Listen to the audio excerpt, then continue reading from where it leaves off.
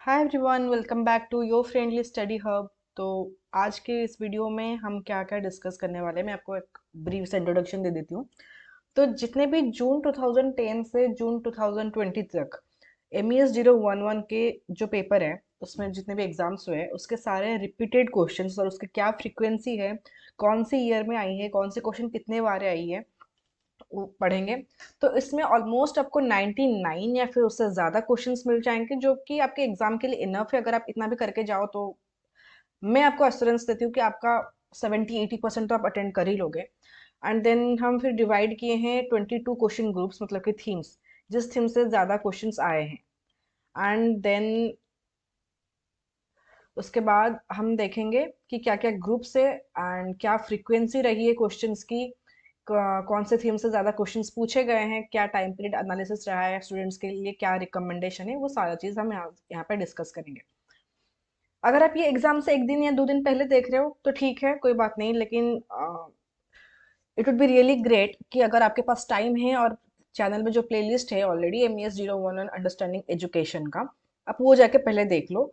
और इस चैनल की स्पेशलिटी यही है कि सारे वीडियोस अंडर 15 मिनट्स के ही है, तो हार्डली 2-3 घंटों में आपका पूरा MES 011 कवर हो ही जाएगा। तो ज़्यादा लेट ना करते हुए हम स्टार्ट करते हैं। तो इसमें जो फर्स्ट ग्रुप है political ideology and education system, यहाँ से दो क्वेश्चंस पूछे गए हैं, एक 2010 जून में और एक 2022 दिसंबर में। और 2010 का क्वेश्चन यही था कि how education system is influenced by political ideology of a state with special reference to Indian education, then explain influence of political system on Indian education with examples. फिर ग्रुप टू हमारा ये है कि education as purposive and continuous process, यहाँ से भी दो बार ही questions पूछे गए हैं, एक 2010 में और 2020 में। तो कोई गारंटी नहीं है कि इस पेपर से या मतलब कि इस यूनिट से आपके क्वेश्चंस पूछे जाएंगे इस बार या फिर नहीं। बट ये जो दोनों क्वेश्चन से ही अल्टरनेटिवली सेम है, इसका आंसर सेम ही है। पहला तो कहता है कि discuss the statement education is a purposive and continuous process in the context of aims of education. दूसरा है कि explain education as purposive and continuous process. तो दोनों का आंसर सेम ही रहेगा। इसका क्या टेम्पलेट रहेगा कि अगर आपको कैसे क्वेश्चंस पूछा जा रहा है आप उसका आंसर्स कैसे लिखोगे, मैं उसके लिए एक सेपरेट वीडियो बनाऊंगी। इन सारे क्वेश्चंस के लिए भी मैं नेक्स्ट वीडियो बनाऊंगी कि क्या क्या पॉइंटर्स रहेंगे। ये जो थीम्स है, जो 22 ग्रुप्स है, मैं ग्रुप वाइज आपको स्मॉल पॉइंटर्स दे दूंगी ताकि आप बस उसी चीज को माइंड में रख के अपने वर्ड्स में आंसर्स लिख सकते हो। नेक्स्ट आपका आता है group 3, education as an operational aspect of society और सब सिस्टम। इसमें से 5 क्वेश्चंस पूछे गए हैं। ये 5 वो क्वेश्चन है 2012 दिसंबर का, 2014 दिसंबर, 2016 दिसंबर एंड देन 2019 एंड 2020। यहाँ पे 2 साल, यहाँ पे 2 साल का गैप रहा है, या फिर 3 साल का गैप रहा है, यहाँ पे 1 साल के गैप में ये क्वेश्चन पूछा गया है। तो यहाँ से भी चांसेस है कि क्वेश्चन पूछे जा सकते हैं। Explain education is an operational aspect of society by highlighting functions. Education is a subsystem of society, illustrate and discuss functions. While delineating functions of education, justify it as an operational aspect of society. Education is a subsystem of society, illustrate and discuss functions. Education is operational aspect of progress, discuss two aspects. यहाँ पे ये जो last question है, यहाँ पे अगर आपको two aspects ही पूछे गए हैं तो ज्यादा टाइम नहीं देना है, वहां पे बस टू एस्पेक्ट्स ही लिखना है। रेलिवेंट एग्जाम्पल्स लिखना है। अगर कोई फिलोसोफर्स हो गए, कोई प्रोपोनेंट्स हो गए, अगर कोई फेमस पर्सनालिटीज हो गए, उनके अगर कोई कोटेड कुछ वो कोट किए हैं तो जो कोटेड है उसको मेंशन करना है। आपका आंसर ज्यादा इफेक्टिव बनेगा। ये मैं जो छोटे छोटे ट्रिक्स कह रही हूँ वो सारे माइंड में रखना है ताकि आप उसको एग्जाम हॉल में उसको अप्लाई कर सको।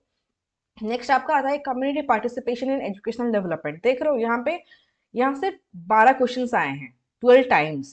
जून 2010, 11, 12, 13 एंड देन 13 में 2 बार आए हैं, 15, 16 में भी 2 बार आए हैं, 18 में एक बार, 21 में एक बार, 22 में भी एक बार।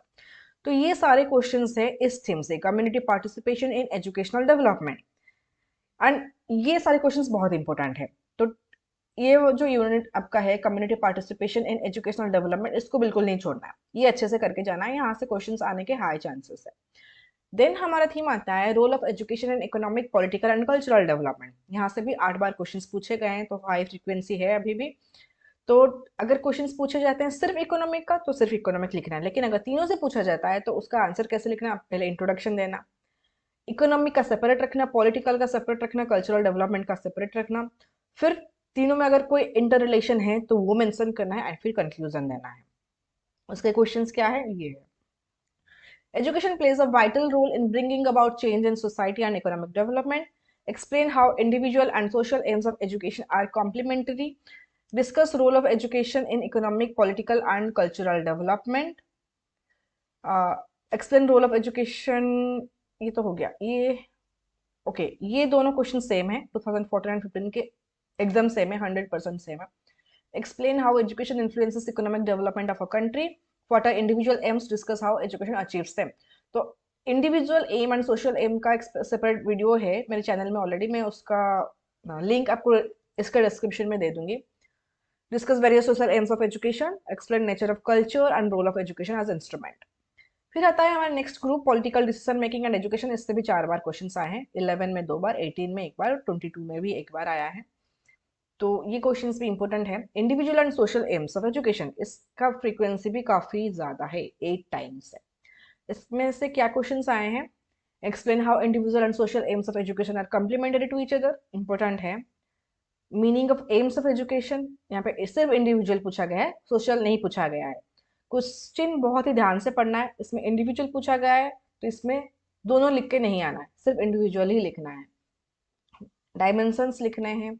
सोशल एम्स से यहाँ पे पूछा गया है, उसमें इंडिविजुअल पूछा गया था। तो ये सारी क्वेश्चंस इस यूनिट से कवर करते हैं। नेक्स्ट ग्रुप हमारा है एजुकेशन एंड सोशल प्रोग्रेस। इसमें से भी 5 बार क्वेश्चंस आए हैं, तो इसका रेंज एवरेज ही है। तो जैसे कि explain how education has contributed to the progress and development of Indian society. Discuss the role of education in bringing changes required for progress of any society. ठीक है, ये 5 क्वेश्चंस इसके हो गए। नेक्स्ट हमारा आता है एजुकेशन एंड कल्चर। कल्चर से रिलेटेड 4 क्वेश्चंस आए हैं एंड ये इंपॉर्टेंट भी है। तो इसमें 3 चीज ज्यादा इंपॉर्टेंट है, multiculturalism, enculturation and acculturation. Question बिल्कुल ध्यान से पढ़ना है। अगर मल्टीकल्चरलिज्म पूछा गया है तो वहां पे कल्चरल बेस्ड पेडागोजी मेंशन करना है।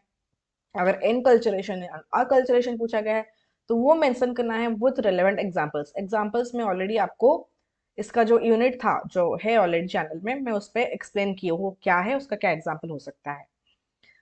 देन आता है हमारा एजुकेशन एंड सोसाइटी और relationship with learning and schooling. इसमें से 2 क्वेश्चंस आए हैं। Resources required for quality education, यहाँ से 6 क्वेश्चंस आए हैं, ये भी इंपॉर्टेंट है।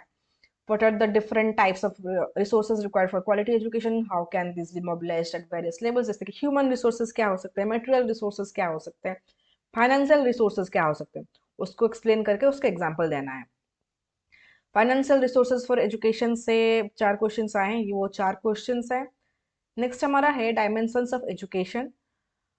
उसमें से ये 3 क्वेश्चंस आए हैं। Discuss briefly various dimensions of education, describe in brief the major recommendation of the secondary education commission.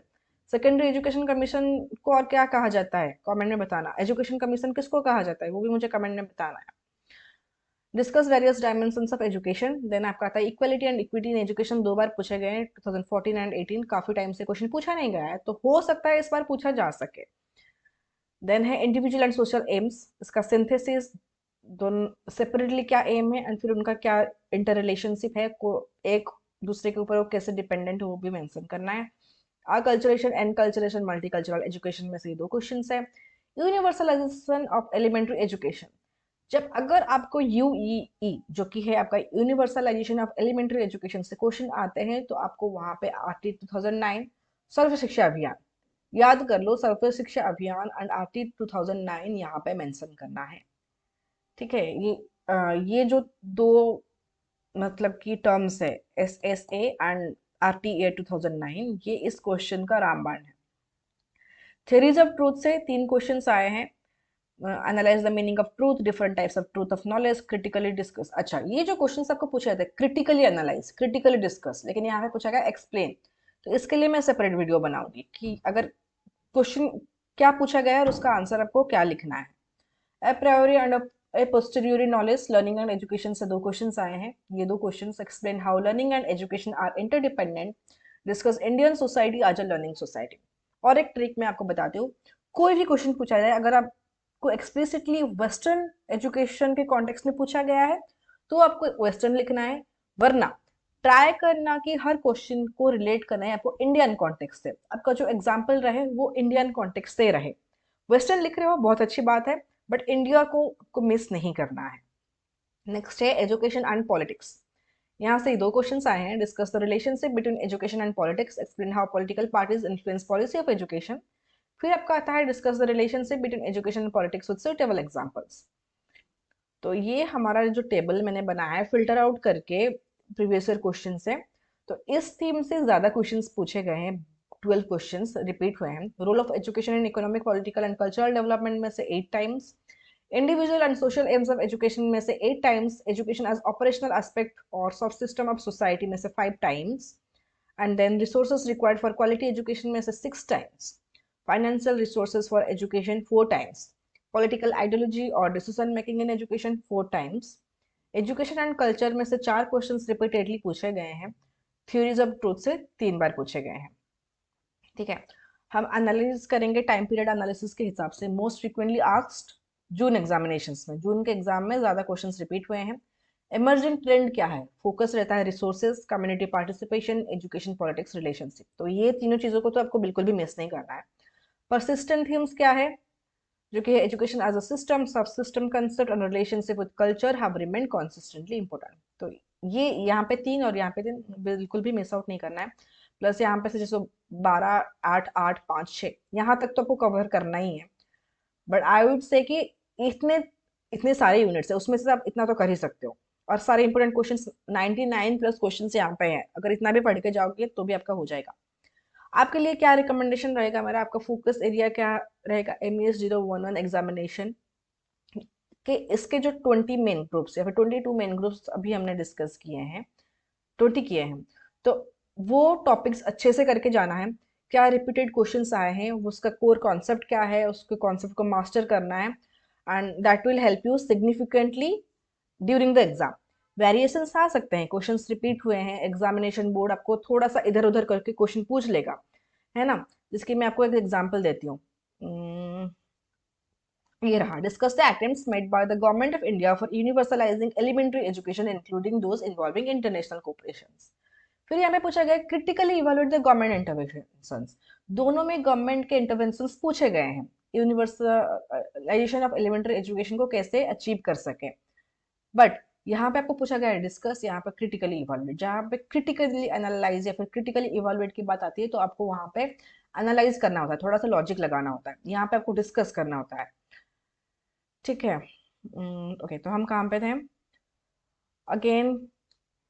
तो आपको आपका आंसर ऐसे प्रिपेयर करना है, चाहे चाहे क्वेश्चन पेपर में कितना भी वो घुमा फिरा के आपको क्वेश्चन पूछ ले, आप उसको अच्छे से लिख सको, तो आपका आंसर थोड़ा सा फ्लेक्सिबल रहे। माइंड मैप बना लेना अभी से। और लास्ट है focus on understanding the fundamental concepts rather than memorising specific question formats. आपको ये सारे क्वेश्चंस रट्टा नहीं मारने।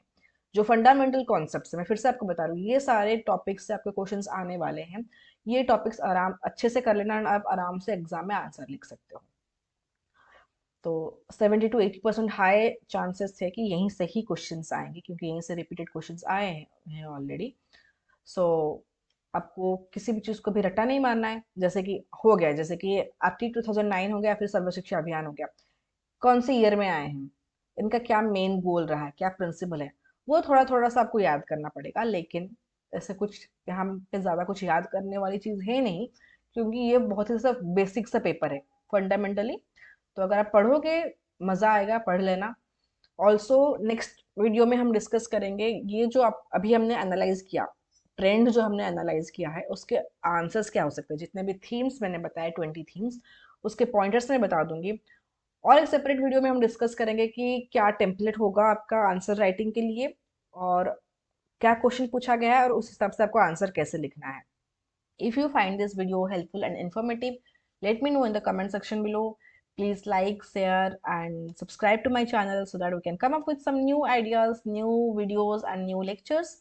And यहाँ पे पढ़ाई बोरिंग नहीं होती है, यहाँ पे आपको बहुत ही मज़ा आएगा पढ़ने के लिए। So until then, stay curious, keep learning, have a good day everyone.